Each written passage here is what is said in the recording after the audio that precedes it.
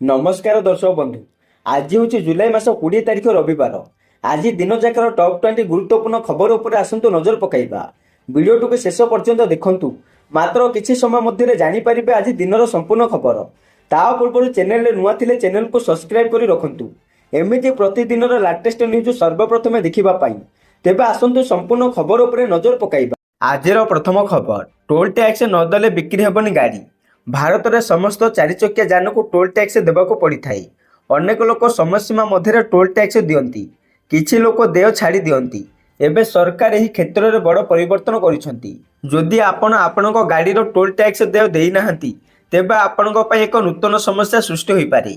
प्रकृत में सड़क परिवहन मंत्रालय नूतन नियम लागू करिछि, जहा अनुसार गाड़ी विक्रय किंबा अन्य कहा नाम करबा पूर्वरु गाड़ी उपरे कौनसी टोल टैक्स देय अछि कि नहीं ताहा जांच कराजिबो।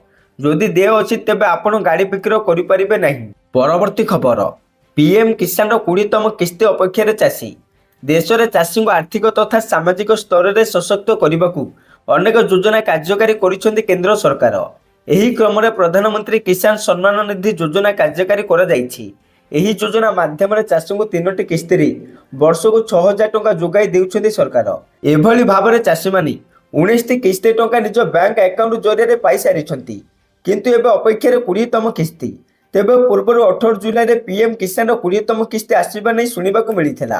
मात्र 18 जुलाई चाषी अकाउंट को यह टंका आसी नहीं। गणमाध्यम रिपोर्ट अनुसार प्रधानमंत्री नरेंद्र मोदी गांधी मैदान आयोजित कार्यक्रम को प्रधानमंत्री किसान सम्मान निधि योजनार 20तम किस्ती जारी करिपारंती बोली आलोचना होइथिला। तेबे ए संपर्क में कौन सरकारी सूचना मिली नथिला। तेणु यह किस्ती 18 जुलाई में जारी कर जाई नहीं। प्रधानमंत्री किसान योजनार 20तम किस्ती केबे जारी हेबो ए विषय ए पर्यंत कौन सरकारी सूचना नहीं। परवर्ती खबर, पुणी लक्षे टंका टपिला सुना दाम। जुलाई 19 अर्थात शनिवार बढ़ी सुनार दाम। 24 क्यारेट 10 ग्राम सुनार दाम 1,40,000 टंका रही। गत काली 99,380 टंका थिला। एथिरे 660 टंका वृद्धि पाइछि। आउ 22 क्यारेट 10 ग्राम सुनार दर 91,700 टंका रही। गत काली 91,100 टंका रही। एथिरे 600 टंका वृद्धि पाइछि। सेहीपरि 18 क्यारेट 10 ग्राम सुनार दाम 75,030 टंका रही। गत काली 74,540 टंका थिला। एथिरे 490 टंका वृद्धि पाइछि। सेहीपरि रूपार दाम मध्य बढ़िछि। 10 ग्राम रूपार दाम 12,600 टंका रही। गत काली 12,390 टंका थिला। एथिरे 210 टंका वृद्धि पाइछि। परवर्ती खबर, गूगल और मेटा को ईडी नोटिस। जुलाई 21 हाजर होगा समन जारी। सेपटे ऑनलाइन बेटिंग ऐप मामलें गूगल और मेटा को ईडी नोटिस पठाई। उभय कंपानी प्रतिनिधि को पचार उच्चार जारी होती नोटिस। उभय को जुलाई 21 हाजर होगापी ईडी समन करिछि। ऑनलाइन बेटिंग ऐप को प्रोत्साहित करुवा अभियोग ईडी समन करिछि। महादेव ऑनलाइन बेटिंग ऐप सह जड़ित हजार हजार कोटी टंकार बेआईन कारोबार तदंत परिसर एही कार्यानुष्ठान ग्रहण करा जाउछि। परवर्ती खबर, श्रेणीगृह रे आग पछ होई बसिबेनी छात्र छात्री। ओडिशा रे प्रथम थर पई एक सरकारी विद्यालय श्रेणीगृह हटिछि बैग बेंच। बैग बेंच रे बसी पाठ पढ़िबेनी पिला। समस्त छात्र छात्री उपरे नजर रखिबे शिक्षक शिक्षयित्री। ब्रह्मपुर उपकंठ भाविनपुर सरकारी उच्च प्राथमिक विद्यालय श्रेणीगृह रे छात्र छात्री बसिबा निमंते करा जायछि अर्थवृत्तकार प्रक्रिया बा यूसेफ। एही प्रक्रिया गत एक सप्ताह धरी विद्यालय रे आरंभ करा जायछि, जहा फल रे छात्र छात्री मध्य पाठपढ़ा समय श्रेणीगृह रे आग पछ होई बसिबाकु नै जेउ तारतम्य रहिथिला ताहा दूरे जायछि। या छडा जेउ छात्र छात्री माने श्रेणीगृह रे शेष बेंच रे बसी विशृंखला करुथिले सेमाने वर्तमान आ विशृंखला न करी भल पाठ पढ़ी पारिबे। सेही परि शिक्षक शिक्षयित्री माने श्रेणीगृहर प्रत्येक छात्र छात्री किभली पाठ पढ़ुचंती से नहीं अनुध्यान मध्य करि पारिबे। परवर्ती खबर, तिरुपति मंदिर हटिले 4 अणहिंदू कर्मचारी। सेपटे आंध्र प्रदेश तिरुमाला तिरुपति देवस्थान मंदिर रे अन्य धर्म पालन करथिबा अभियोग रे 4 जन कर्मचारी को निलंबित करिछि। एही कर्मचारी मानक मध्यरी जने डेप्यूटी एग्जीक्यूटिव इंजीनियर, जने फास्ट नर्स एवं जने फार्मासिस्ट एवं जने आयुर्वेदिक फार्मासी डाक्टर अछंती। टीटीडी सतर्कता विभाग रिपोर्ट एवं अन्यान्य प्रमाण आधार ही कार्यानुष्ठान निया जाइछि। यह धार्मिक भेदभाव एक विवाद सृष्टि करिछि। सेपटे कुहाଯାଉଛି कि मंदिर निलंबित होइथिबा कर्मचारी माने प्रतिष्ठान आचरण संहिता पालन करि नाहांती। सेमाने एक हिंदू धार्मिक संगठन प्रतिनिधित्व करिबा एवं ଏଥିରେ ନିୟୋଜିତ କର୍ମଚାରୀ ଭାବରେ ସେମାନଙ୍କର କର୍ତ୍ତବ୍ୟ ପାଳନ କରିବା ସମୟରେ ଦାୟିତ୍ୱହୀନତା ଆଚରଣ କରିଛନ୍ତି। ଏହି କାରଣରୁ ସେମାନଙ୍କ ବିରୁଦ୍ଧରେ କାର୍ଯ୍ୟାନୁଷ୍ଠାନ ଗ୍ରହଣ କରାଯାଇଛି। ପରବର୍ତ୍ତୀ ଖବର, ଅବୁଝମାଡ଼ ଜଙ୍ଗଲରେ ଏନକାଉଣ୍ଟର 6 ମାଓବାଦୀ ନିହତ। ସେପଟେ ଛତିଶଗଡ଼ ନାରାୟଣପୁର ଜିଲ୍ଲା ଅବୁଝମାଡ଼ ଜଙ୍ଗଲରେ ସୁରକ୍ଷା କର୍ମୀ ଓ ନକ୍ସଲଙ୍କ ମଧ୍ୟରେ ଗୁଳି ବିନିମୟ ଘଟିଛି। ଏଥିରେ 6 ଜଣ ନକ୍ସଲ ନିହତ ହୋଇଛନ୍ତି। ବସ୍ତର ପୁଲିସ ଆଇଜି ପି ସୁନ୍ଦର ରାଜ୍ୟଙ୍କ ସୂଚନା ଅନୁସାରେ ଜଙ୍ଗଲରେ କିଛି ନକ୍ସଲ ଏକାଠି ହୋଇଥିବା ସୂଚନା ମିଳିଥିଲା। ଶୁକ୍ରବାର ସକାଳେ ସୁରକ୍ଷା ବାହିନୀକୁ ସେଠାକୁ ପଠାଯାଇଥିଲା। ଯବାନମାନେ ଜଙ୍ଗଲରେ ତଲାସୀ କରିବା ବେଳେ ଅପରାହ୍ନରେ ନକ୍ସଲଙ୍କ ସହ ମୁହାଁମୁହିଁ ହୋଇଥିଲେ। ଯବାନଙ୍କୁ ଦେଖି ନକ୍ସଲ ଗୁଳିମାଡ଼ କରିବାରୁ ଯବାନମାନେ ପାଲଟା ଗୁଳିମାଡ଼ କରିଥିଲେ। ପରେ ନକ୍ସଲମାନେ ଛତ୍ରଭଙ୍ଗା ଦେଇଥିଲେ। ଯବାନମାନେ ସେଠାରେ ତଲାସୀ କରିବା ବେଳେ 6 ଜଣ ନକ୍ସଲଙ୍କ ମୃତଦେହ ଉଦ୍ଧାର କରିଥିଲେ। ଏଥିସହିତ ସେଠାରୁ AK-47 ରାଇଫଲ, SLR, ଅନ୍ୟ ଅସ୍ତ୍ରଶସ୍ତ୍ର, ବିସ୍ଫୋରକ ଓ ନିତ୍ୟ ବ୍ୟବହାର୍ଯ୍ୟ ସାମଗ୍ରୀ ଜବତ କରିଛନ୍ତି। ଏବେ ବି ଗୁଳି ବିନିମୟ ଜାରି ରହିଥିବା ଆଇଜି କହିଛନ୍ତି। ପରବର୍ତ୍ତୀ ଖବର, 34 ଜଣ ଭାରତୀୟ ମତ୍ସ୍ୟଜୀବୀଙ୍କୁ ଗିରଫ କଲା ବାଂଲାଦେଶ। ବାଂଲାଦେଶର ତଟରକ୍ଷୀ ବାହିନୀ 34 ଜଣ ଭାରତୀୟ ମତ୍ସ୍ୟଜୀବୀଙ୍କୁ ଗିରଫ କରିଛି। ବାଂଲାଦେଶର ଜଳସୀମା ମଧ୍ୟରେ ମାଛ ଧରୁଥିବା ଅଭିଯୋଗରେ ସେମାନଙ୍କୁ ଗିରଫ କରାଯାଇଥିବା ଜଣାଯାଇଛି। ଏହି ଘଟଣାରେ ପ୍ରତିକ୍ରିୟା ପ୍ରକାଶ କରି ସେମାନଙ୍କୁ ତୁରନ୍ତ ମୁକ୍ତ କରିବାକୁ ଭାରତ ଦାବି କରିଛି। ଆଜି ଭାରତର ବୈଦେଶିକ ବ୍ୟାପାର ମନ୍ତ୍ରଣାଳୟ ପକ୍ଷରୁ ଜାରି ସୂଚନା ଅନୁସାରେ ଜୁଲାଇ 14 ରାତି ଓ 15 ତାରିଖ ଭୋରେ ଏଫ୍ବି ଝୋର ଏଫ୍ବି ମା ମାଗଲଚଣ୍ଡୀ ମାଛଧରା ଟ୍ରଲରରେ ଭାରତୀୟ ମତ୍ସ୍ୟଜୀବୀମାନେ ମାଛ ଧରିବାକୁ ଯାଇଥିଲେ। ଅନ୍ତର୍ଜାତୀୟ ଜଳସୀମା ଅତିକ୍ରମ କରି ବାଂଲାଦେଶର ସୀମା ମଧ୍ୟରେ ପ୍ରବେଶ କରିଥିବାରୁ ସେମାନଙ୍କୁ ଗିରଫ କରାଯାଇଥିଲା। ଏହି ଘଟଣା ପ୍ରଘଟ ହେବା ପରେ ବାଂଲାଦେଶରେ ଥିବା ଭାରତୀୟ ଦୂତାବାସ ପକ୍ଷରୁ ତ୍ୱରିତ ପଦକ୍ଷେପ ନିଆଯାଇଥିଲା। ପରବର୍ତ୍ତୀ ଖବର, ବିହାର ରାଜନୀତିରେ ହଲଚଲ, ନୂଆ ଦଳ ଗଢ଼ିବେ ତେଜ ପ୍ରତାପ। ବିହାରରେ ନୂଆ ରାଜନୈତିକ ଦଳ ଗଠନ କରିବେ ରାଷ୍ଟ୍ରୀୟ ଜନତା ଦଳର ସଭାପତି ଲାଲୁ ପ୍ରସାଦ ଯାଦବଙ୍କ ବଡ଼ ପୁଅ ତେଜ ପ୍ରତାପ ଯାଦବ। ଆରଜେଡି ଏବଂ ନିଜ ପରିବାରରୁ ବହିଷ୍କାର ହୋଇଛନ୍ତି ତେଜ ପ୍ରତାପ। ଶେଷରେ ସେ ନୂଆ ରାଜନୈତିକ ଦଳ ଗଠନ କରିବାକୁ ଯାଉଛନ୍ତି। ଯୁବ ଛାତ୍ର ଓ ଗ୍ରାମାଞ୍ଚଳ ଭୋଟରଙ୍କୁ ଆକୃଷ୍ଟ କରିବାକୁ ଲକ୍ଷ୍ୟ ରଖିଛନ୍ତି ତେଜ ପ୍ରତାପ। ତାଙ୍କ ଦଳ ଆଗାମୀ ବିଧାନସଭା ନିର୍ବାଚନ ଏକା ଲଢ଼ିବ କି କୌଣସି ଦଳ ସହିତ ମେଣ୍ଟ କରିବ ତାହା ତେଜ ପ୍ରତାପ ସ୍ପଷ୍ଟ କରିନାହାନ୍ତି। କିଛି ଦିନ ତଳେ ଜଣେ ଯୁବତୀଙ୍କ ସହ ତେଜ ପ୍ରତାପଙ୍କ ଫଟୋ ଭାଇରାଲ ହେବା ପରେ ତାଙ୍କୁ ଆରଜେଡି ଓ ନିଜ ପରିବାରରୁ ବହିଷ୍କାର କରିଥିଲେ ବାପା ଲାଲୁ ପ୍ରସାଦ ଯାଦବ। ପରବର୍ତ୍ତୀ ଖବର, action mode police commissioner, chargesheet ଦେଇ ନପାରି ଏସ୍ଆଇ ନିଲମ୍ବିତ। କମିଶନର କହିଛନ୍ତି ଠିକ୍ ସମୟରେ ମାମଲାର ଚାର୍ଜସିଟ୍ ଦାଖଲ କର। ସମ୍ବେଦନଶୀଳ ମାମଲାକୁ ଗୁରୁତ୍ୱର ସହିତ ନେଇ ଶୀଘ୍ର ତଦନ୍ତ ସାର। କାର୍ଯ୍ୟରେ ଖିଲାପ କଲେ ଘର ବସ। କାର୍ଯ୍ୟରେ ଢିଲା ଯୋଗୁଁ ପୋଲିସ କମିଶନର ସୁରେଶ ଦେବଦତ୍ତ ସିଂହ ଖଣ୍ଡଗିରି ଥାନା ଏସ୍ଆଇ ଦେବୀପ୍ରସାଦ ବେଉରାଙ୍କୁ ନିଲମ୍ବିତ କରି ଏଭଳି କଡ଼ା ସନ୍ଦେଶ ଦେଇଛନ୍ତି। କାରଣ କମିଶନରେଟ୍ ପୋଲିସ ବର୍ତ୍ତମାନ ନିଶା ମାଫିଆ, ବନ୍ଧୁକ ମାଫିଆ, କୁଖ୍ୟାତ ଓ ଅଭ୍ୟାସଗତ ଅପରାଧୀଙ୍କ ଉପରେ କଠୋର କାର୍ଯ୍ୟାନୁଷ୍ଠାନ ପାଇଁ ସ୍ୱତନ୍ତ୍ର ଅଭିଯାନ ଚଳାଇଛି। ଗିରଫ ପରେ ଯେଭଳି ସେମାନେ ଦୋଷୀ ସାବ୍ୟସ୍ତ ହେବେ ଏଥିପାଇଁ ପୋଲିସ ସମସ୍ତ ଉଦ୍ୟମ କରୁଛି। ହେଲେ କିଛି ତଦନ୍ତକାରୀ ଅଧିକାରୀଙ୍କ କୋହଳ ମନୋଭାବ ଅପରାଧୀଙ୍କୁ ସୁହାଉଛି। ଫଳରେ ସେମାନେ ସହଜରେ ଜାମିନ ପାଇ ପୁଣି ଅପରାଧ ସାମ୍ରାଜ୍ୟ ବିସ୍ତାର କରୁଛନ୍ତି। ପରବର୍ତ୍ତୀ ଖବର, 21ରେ ଆରଡିସି ଘେରିବ ବିଜେଡି। ଏଫଏମ୍ କଲେଜ ଛାତ୍ରୀ ସୌମ୍ୟାଶ୍ରୀ ଆତ୍ମହତ୍ୟା ଘଟଣାରେ ତାଙ୍କ ମୃତ୍ୟୁ ପାଇଁ ବ୍ୟବସ୍ଥାଗତ ବିଫଳତାକୁ ଦାୟୀ କରି ଓ ପୀଡ଼ିତାଙ୍କୁ ନ୍ୟାୟ ପ୍ରଦାନ ଦାବିରେ ବିଜେଡି ପୁଣି ରାସ୍ତାକୁ ଓହ୍ଲାଇବ। ଆସନ୍ତା 21 ତାରିଖରେ ଦଳ ତରଫରୁ ରାଜ୍ୟର ସମସ୍ତ ଆରଡିସି ଅଫିସ ଘେରାଉ କାର୍ଯ୍ୟକ୍ରମ ହେବ ବୋଲି ସୂଚନା ଦିଆଯାଇଛି।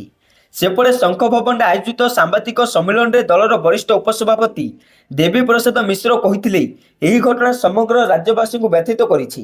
ତାଙ୍କ ପରିବାରକୁ ନ୍ୟାୟ ପ୍ରଦାନ ଦାବିରେ ବିଜେଡି ପ୍ରତିବାଦ କାର୍ଯ୍ୟକ୍ରମ କରିଆସୁଛି।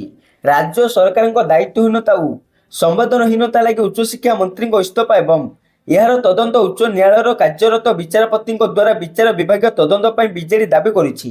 ଏହି ସାମ୍ବାଦିକ ସମ୍ମିଳନୀରେ ପୂର୍ବତନ ସାଂସଦ ପ୍ରଦୀପ ମାଝୀ, ବରିଷ୍ଠ ସାଧାରଣ ସମ୍ପାଦକ ଭୃଗୁ ବକ୍ସିପାତ୍ର, ବିଧାୟକ ଗୌତମ ବୁଦ୍ଧ ଦାସ ଉପସ୍ଥିତ ଥିଲେ। ପରବର୍ତ୍ତୀ ଖବର, ଏଫ୍ଏମ୍ ଛାତ୍ରୀ ଆତ୍ମହତ୍ୟା ଘଟଣା, ମୁହଁ ଘୋଡ଼ାଇ ପମ୍ପରୁ ପେଟ୍ରୋଲ କିଣିଥିଲେ ଛାତ୍ରୀ। ସେପଟେ ବାଲେଶ୍ୱର ଏଫ୍ଏମ୍ କଲେଜ ଛାତ୍ରୀଙ୍କ ମୃତ୍ୟୁ ଘଟଣାକୁ ନେଇ ତନଘନା ଚଳାଇଛି କ୍ରାଇମବ୍ରାଞ୍ଚ ଟିମ୍। ପେଟ୍ରୋଲ ପମ୍ପରେ ସିସିଟିଭି ଯାଞ୍ଚ ଭିତରେ ମିଳିଛି ଚାଞ୍ଚଲ୍ୟକର ତଥ୍ୟ। ଘଟଣା ଦିନ ପେଟ୍ରୋଲ ପମ୍ପରୁ ଜଣେ ଯୁବତୀ ସ୍କୁଟିରେ ଆସି ପେଟ୍ରୋଲ ନେଇଥିବା ସୂଚନା ମିଳିଛି। ଏନେଇ ସୂଚନା ଦେଇଛନ୍ତି ପେଟ୍ରୋଲ ପମ୍ପ କର୍ମଚାରୀ। ତେବେ ପେଟ୍ରୋଲ କାହିଁକି ନେଇଥିଲେ ତାହା ଏଯାଏଁ ସ୍ପଷ୍ଟ ହୋଇନି। ଫକୀରମୋହନ ମହାବିଦ୍ୟାଳୟ ନିକଟରେ ତାରିଣୀ ପେଟ୍ରୋଲ ପମ୍ପ ରହିଛି। Crime branch team petrol pump CCTV footage ଯାଞ୍ଚ କରିବା ସହ ସିସିଟିଭି କ୍ୟାମେରାର ହାର୍ଡ ଡିସ୍କକୁ ଜବତ କରିଛି। ଅନ୍ୟପଟେ ଆତ୍ମହତ୍ୟା ଦେବାକୁ ପୀଡ଼ିତା କିମ୍ବା ଅନ୍ୟ କେହି ତାରିଣୀ ତେଲ ଟାଙ୍କିରୁ ପେଟ୍ରୋଲ ନେଇଥିବା ସନ୍ଦେହ କରାଯାଉଛି। ଯାହା ଅନୁମାନ ମୃତ ଛାତ୍ରୀ ଜଣକ ମୁହଁରେ କପଡ଼ା ଗୁଡ଼ାଇ ପେଟ୍ରୋଲ ନେଇଥିଲେ ବୋଲି କୁହାଯାଉଛି।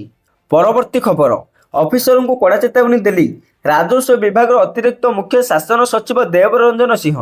ସେ କହିଛନ୍ତି ପ୍ରଦର୍ଶନ ଆଧାରରେ ରାଜସ୍ୱ ଅଧିକାରୀମାନଙ୍କର ଲେଖାଯିବ ସିସିଆର୍।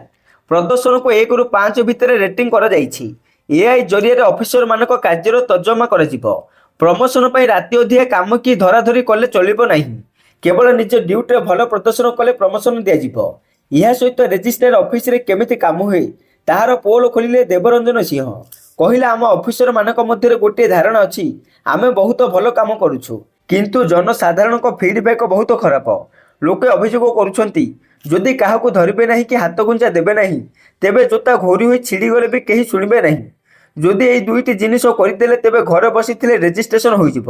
ଏହା ହେଉଛି ରେଜିଷ୍ଟ୍ରାର ଅଫିସର କଥା, ଯାହାକି ଅର୍ଦ୍ଧ ସତ୍ୟ ନୁହେଁ, ପୂର୍ଣ୍ଣ ସତ୍ୟ ମୁଁ କହୁଛି। ଏଭଳି ଅଭିଯୋଗ ସବୁ ଶୁଣିବା ପରେ ଅଧିକାରୀଙ୍କୁ ସତର୍କବାଣୀ ଦିଆଯାଇଛି।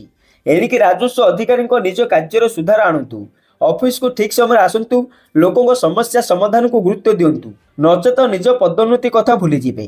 ସଚିବଙ୍କ ଏଭଳି ଚେତାବନୀ ପରେ ଏବେ ଚର୍ଚ୍ଚାର ବିଷୟ ହୋଇଛି। ପରବର୍ତ୍ତୀ ଖବର, ପିଲାମାନଙ୍କ ଅଭିଭାବକମାନଙ୍କୁ ସରକାର ଦେବେ ଟଙ୍କା। ସେପଟେ ଶିକ୍ଷାକୁ ପ୍ରୋତ୍ସାହିତ କରିବା ଏବଂ ପିଲାମାନଙ୍କୁ ସ୍କୁଲରୁ ଦୂରେଇ ନ ରଖିବା ପାଇଁ ଉତ୍ତରପ୍ରଦେଶ ସରକାର ଏକ ଗୁରୁତ୍ୱପୂର୍ଣ୍ଣ ଯୋଜନା ଆରମ୍ଭ କରିଛନ୍ତି। ଏହି ଯୋଜନା ଅଧୀନରେ 6ରୁ 14 ବର୍ଷ ବୟସର ପିଲାମାନଙ୍କ ପିତାମାତାଙ୍କୁ ଆର୍ଥିକ ସହାୟତା ଦିଆଯିବ, ଯାହାଦ୍ୱାରା ସେମାନେ ସେମାନଙ୍କର ପିଲାମାନଙ୍କର ପାଠପଢ଼ା ପାଇଁ ଆବଶ୍ୟକ ଜିନିଷ ଯେପରିକି ୟୁନିଫର୍ମ, ଜୋତା, ମୌଜା, ଷ୍ଟେସନାରୀ ଏବଂ ପୁସ୍ତକ କିଣିପାରିବେ। ମୁଖ୍ୟମନ୍ତ୍ରୀ ଯୋଗୀ ଆଦିତ୍ୟନାଥଙ୍କ ନିର୍ଦ୍ଦେଶ ଅନୁଯାୟୀ ଏହି ରାଶି ଡିବିଟି ମାଧ୍ୟମରେ ସିଧାସଳଖ ପିତାମାତାଙ୍କ ବ୍ୟାଙ୍କ ଆକାଉଣ୍ଟକୁ ପଠାଯିବ। ଏହି ଯୋଜନାର ମୁଖ୍ୟ ଉଦ୍ଦେଶ୍ୟ ହେଉଛି ସେହି ପରିବାରଗୁଡ଼ିକୁ ସାହାଯ୍ୟ କରିବା ଯେଉଁମାନେ ସେମାନଙ୍କ ପିଲାମାନଙ୍କୁ ସ୍କୁଲରେ ପାଠ ପଢ଼ାଇବାରେ ଆର୍ଥିକ ଅସୁବିଧାର ସମ୍ମୁଖୀନ ହେଉଛନ୍ତି। ବିଶେଷ କରି ସେହି ପିଲାମାନଙ୍କର ପିତାମାତା ଯେଉଁମାନେ 6ରୁ 14 ବର୍ଷ ବୟସର ଏବଂ ଏପର୍ଯ୍ୟନ୍ତ ସ୍କୁଲ ଯିବା ଆରମ୍ଭ କରିନାହାନ୍ତି କି ସ୍କୁଲ ଛାଡ଼ି ଦେଇଛନ୍ତି।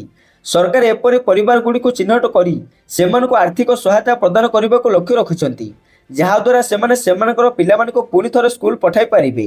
ପରବର୍ତ୍ତୀ ଖବର, ନିମାପଡ଼ାର ଜଣେ ଛାତ୍ରୀଙ୍କୁ ପେଟ୍ରୋଲ ଢାଳି ଜାଳିଦେଲେ ଦୁର୍ବୃତ୍ତ, ଅବସ୍ଥା ଗୁରୁତର। ପୁଣି ଓଡ଼ିଶାରେ ଆଉ ଏକ ଅମାନବୀୟ କାଣ୍ଡ ଦେଖିବାକୁ ମିଳିଛି। ତାହା ହେଲା ନିମାପଡ଼ା ଅଞ୍ଚଳର ଜଣେ ଛାତ୍ରୀଙ୍କୁ କେତେକ ଦୁର୍ବୃତ୍ତ ପେଟ୍ରୋଲ ଢାଳି ଜାଳି ଦେଇଛନ୍ତି। ଛାତ୍ରୀର ଅବସ୍ଥା ଗୁରୁତର ହୋଇପଡ଼ିଛି। ତାଙ୍କୁ ଅଧିକ ଚିକିତ୍ସା ପାଇଁ ଭୁବନେଶ୍ୱର ସ୍ଥାନାନ୍ତରିତ କରାଯାଇଛି। ଘଟଣାରୁ ଜଣାପଡ଼ିଛି ଯେ ନିମାପଡ଼ା ନିକଟସ୍ଥ ବାଇଆବରର ଜଣେ ଯୁକ୍ତ 2 ଛାତ୍ରୀ ତାହାର ସାଙ୍ଗ ଘରକୁ ସାଇକେଲରେ ଯାଉଥିଲେ। ହେଲେ ବାଟରେ 3 ଜଣ ଦୁର୍ବୃତ୍ତ ତାଙ୍କୁ ଜୋର ଜବରଦସ୍ତ ଅଟକାଇଥିଲେ। ତା ଦେହରେ ପେଟ୍ରୋଲ ଢାଳି ନିଆଁ ଲଗାଇ ଦେଇ ଫେରାର ହୋଇଯାଇଥିଲେ। ସ୍ଥାନୀୟ ଲୋକ ଉଦ୍ଧାର କରି ନିକଟସ୍ଥ ଡାକ୍ତରଖାନାରେ ଭର୍ତ୍ତି କରିଥିଲେ। ହେଲେ ଅଧିକ ଚିକିତ୍ସା ପାଇଁ ଛାତ୍ରୀଙ୍କୁ ଭୁବନେଶ୍ୱର ସ୍ଥାନାନ୍ତରିତ କରାଯାଇଛି। ଆଉ ଏହାକୁ ନେଇ ଉପମୁଖ୍ୟମନ୍ତ୍ରୀ କହିଛନ୍ତି ଦୋଷୀକୁ କଠୋର ଦଣ୍ଡ ଦିଆଯିବ। ପରବର୍ତ୍ତୀ ଖବର, ରାଜସ୍ୱ ବିଭାଗ ଅଧିକାରୀଙ୍କୁ ରାଜସ୍ୱ ମନ୍ତ୍ରୀଙ୍କ ଚେତାବନୀ। ବେଆଇନ କାମ କରି ଚାକିରି ଜୀବନରେ ପଳାଇବେ ଏ ସରକାର କ୍ଷମା ପାଇବେନି।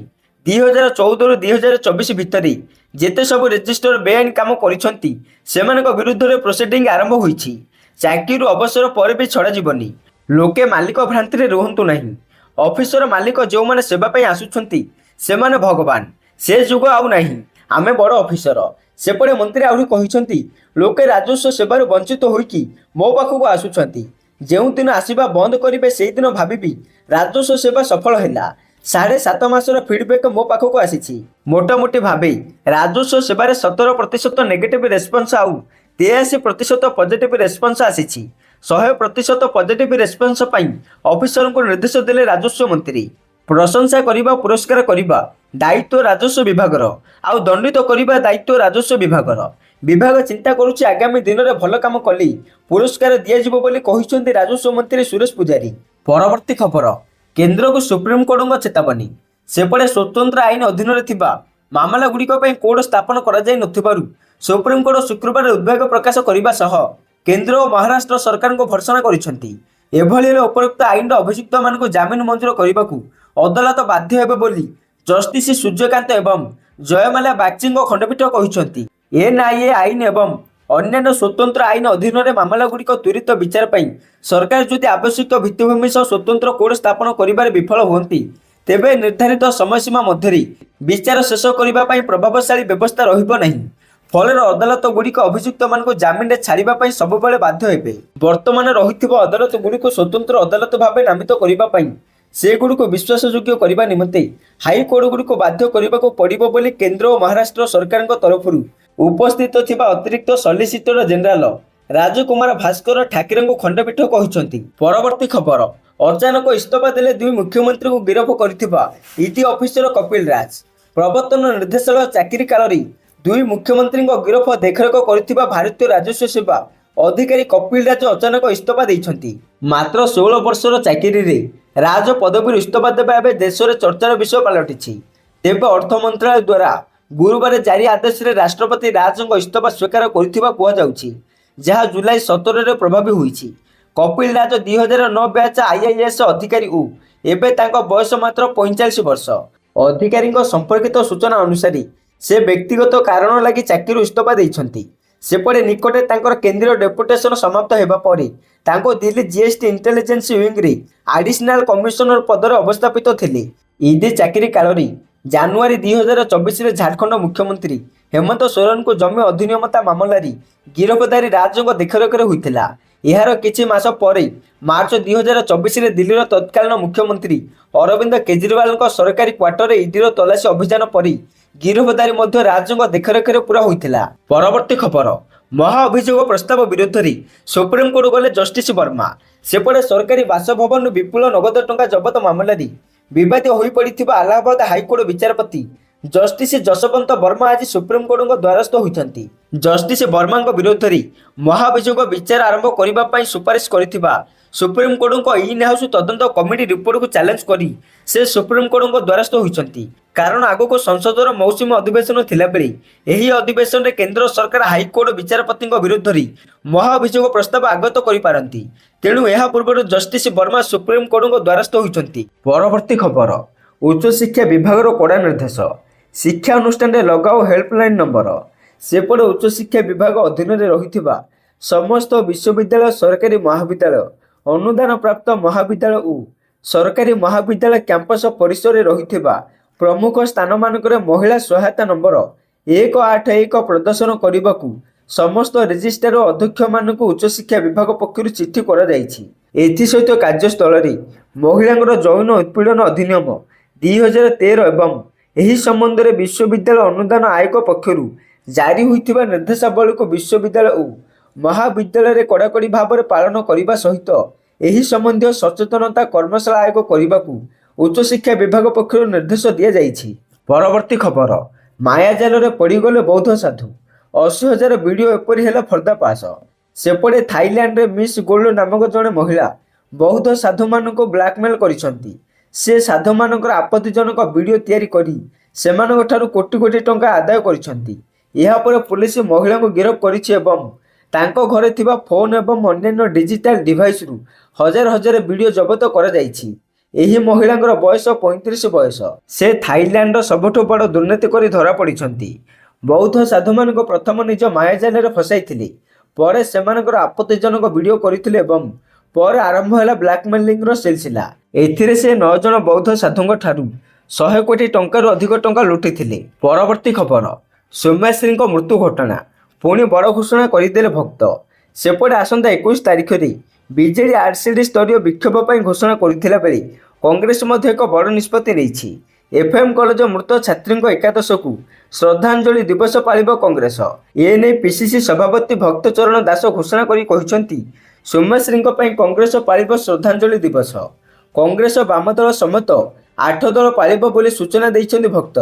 समस्त शिक्षानुष्ठान 2 मिनिट नीरव प्रार्थना पाई पीसीसी सभापति अपील करिसंती। आउ अन्यपटे छात्री मृत्यु घटना कॉलेज रे तदंतकारी टीम पहुंची। उच्च शिक्षा निर्देशक अध्यक्षतार 3 जणिया टीम पहुंची। कॉलेज आईसीसी सदस्यों को पचरा उचरा पहुंची सूचना रही। आईसीसी सदस्यों को क्राइम ब्रांच टीम पचरा उचरा करुछि। परवर्ती खबर, 24 घंटे भारत को बड़ सफलता, 3टी घातक मिसाइल परीक्षण सफल। देशर ऑपरेशन सिंदूर पर प्रतिरक्षा क्षेत्र में शक्ति वृद्धि करिबारे लागिछि भारत।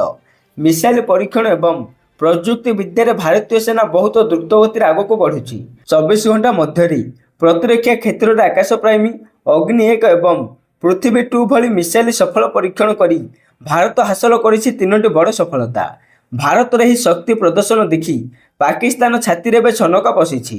परवर्ती खबर, इंडिया मेंटर ओहरिला आप। बीजेपी नेतृत्वाधीन एनडीए मुकाबिला करने को विरोधी करथिबा इंडिया मेंटर फाट देखा मिली। अरविंद केजरीवाल आप यही मेंटर ओहरी जाइथिबा आज दलर वरिष्ठ नेता तथा ରାଜ୍ୟସଭା ସାଂସଦ ସଞ୍ଜୟ ସିଂହ ସ୍ପଷ୍ଟ କରିଛନ୍ତି। ସେ କହିଛନ୍ତି ଆପ୍ ବିରୋଧୀ ମେଣ୍ଟ ଇଣ୍ଡିଆ ବ୍ଲକରୁ ଓହରି ଯାଇଛି। ସେହିପରି ସଂସଦର ମୌସୁମୀ ଅଧିବେଶନ ପୂର୍ବରୁ ଇଣ୍ଡିଆ ବ୍ଲକ ଡାକିଥିବା ବୈଠକରେ ମଧ୍ୟ ଆପ୍ ଯୋଗଦେବ ନାହିଁ। ଏନେଇ ପୂର୍ବରୁ ଅରବିନ୍ଦ କେଜରିୱାଲ ମଧ୍ୟ ଏକଥା କହିଥିଲେ। ଆମେ ଆଉ ମେଣ୍ଟର ଅଂଶବିଶେଷ ହୋଇନାହୁଁ। ଇଣ୍ଡିଆ ବ୍ଲକ କେବଳ ଲୋକସଭା ନିର୍ବାଚନ ପାଇଁ ତିଆରି ହୋଇଥିଲା।